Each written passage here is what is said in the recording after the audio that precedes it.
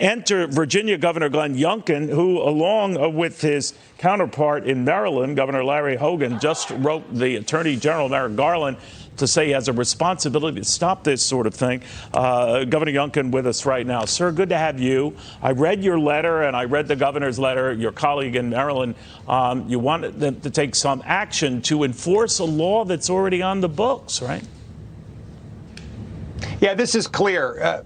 Of course, this leak was done in order to influence and, oh, by the way, to intimidate our justices. And that's exactly what these parades and picket lines and demonstrators are trying to do, is influence and intimidate our justices. It's on the federal books that, in fact, that's punishable with up to a year in prison. And therefore, Governor Hogan and I have asked the Attorney General to do his job and enforce this law. This is just fundamentally wrong, to have people showing up at the justices' homes and trying to influence and intimidate them. And so we've taken a two-prong approach in Virginia. First, the state police are at the ready to support local resources and federal resources. We have substantial resources ready to go. Local police, I've asked them to please create a perimeter around each one of the justices' homes with support from state police as needed. And then we've asked Attorney General Garland to enforce the law and to make sure that these demonstrators are not allowed to try to intimidate justices like they're trying to do. It's clearly in the federal statute that this is wrong, and the Attorney General needs to enforce it. You know, when you say it's wrong, there's been a debate over whether it's illegal. Now, you hear from the administration and Psaki and some others that these are peaceful protests. They get kind of hairy looking at it myself, Governor. But what do you make of that? That nothing illegal is going on?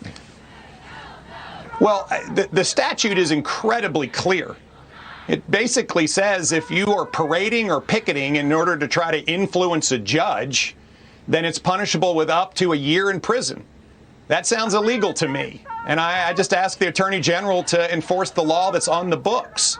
If people want to demonstrate someplace off away from their home, that's their prerogative. But again, this is not a final ruling. It's a draft ruling. Right. And clearly, these demonstrations are being pulled together to try to influence the final outcome.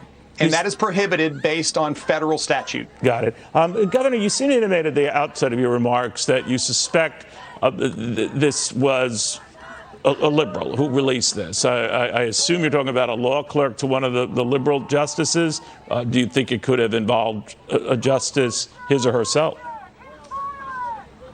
Well, I can't even begin to take any position on who did this, but it's clear that it was done in order to cause chaos and in order to try to influence and intimidate justices. And that's exactly what these demonstrations with the picketing and the parading and cars going by, which is what's been organized, we believe, for tonight in front of the justices' homes is being done. Again, this is wrong. I mean, we have justices that have small children, they have neighbors and families, and this is wrong based on federal statute, and therefore it should be stopped. If the Attorney General does nothing in response to your letter, what do you plan to do? Well, as I said earlier, we have asked the Fairfax County Police and the Fairfax County Board of Supervisors to establish a perimeter safely away from the justices' homes, and in fact, to try to restrict access from cars and pedestrians that aren't supposed to be there.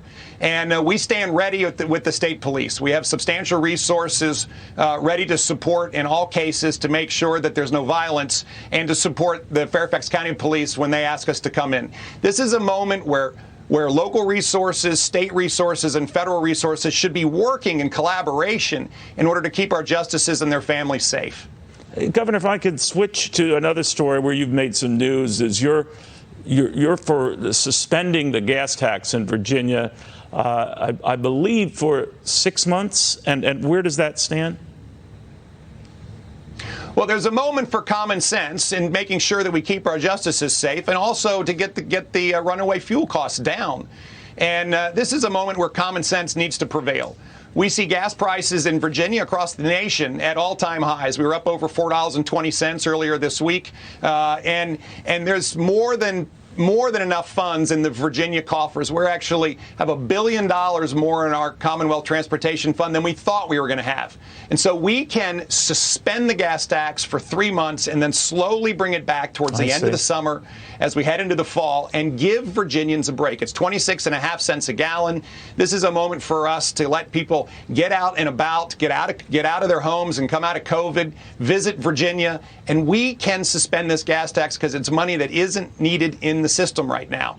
We can then but it turn would be back for a on in the minimum of fall 3 and months. take up all the projects. I'm sorry, that Governor. we need. It would be a minimum of 3 months. First, would you extend it if gas prices remained high? What's the plan?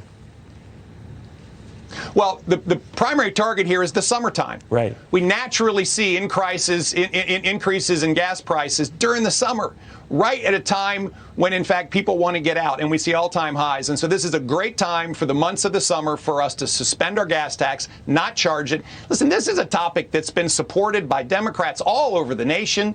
And here in Virginia, we have partisan politics that's in the way. Yeah. We can suspend this and take a real shot at the rising inflation that is causing so many Virginians challenges.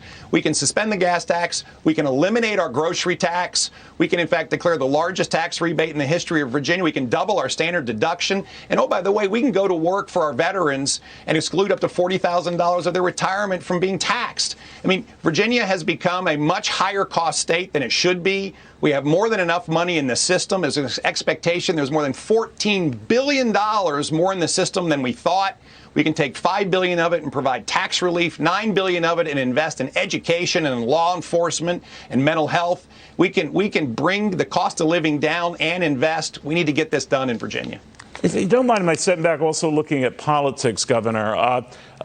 Martha Gallen just had an interview with Mike Pence, the former vice president, who certainly sound like he is considering running. I don't want to make the leap whether or not Donald Trump runs, but you're getting a signal from other Republicans that they would run again, whether he runs or not. You have been mentioned with some of the ways, the big ways you've come in and surprised people with your win to become governor and some of the big changes you've made in the few months you've been governor.